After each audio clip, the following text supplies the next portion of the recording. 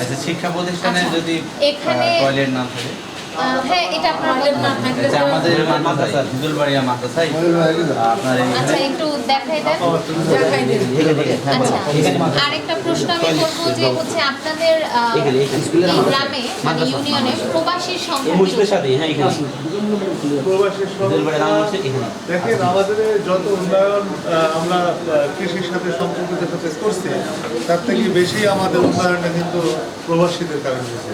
হ্যাঁ কি সংখ্যাটা কেমন আনুমানিক, মানে একবারে এক্সাক্ট না, আনুমানিক বললেই হবে। ইউনিয়ন ভোট আমাদের ইউনিয়ন ভোট মিনিমাম প্রায় 2000 উপরে হবে। আপনাদের ফ্যামিলি ধরেন আমি গাংনী পৌরসভাতে যখন কাজ করেছি আমি ওখানে দেখেছি যে হচ্ছে ম্যাক্সিমাম ফ্যামিলির হেডই হচ্ছে প্রবাসী। তো এই ইউনিয়নেও কি সেম? না সেম না, আপনাকে একটা ধারণা নিতে হবে যে 40% তার ছেলে মেয়েকে বা স্বাস্থ্য শিক্ষায় প্রতিষ্ঠিত করার জন্য পৌর দিকে একটু আগে যায়। 40% তারা কিন্তু পৌরসভায় যায়, এই গ্রামের মানুষগুলো যায়।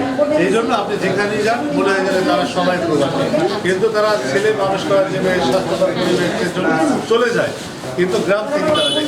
কিন্তু একেবারেই ভালো আমাদের উন্নয়নের শিল্প ভালো।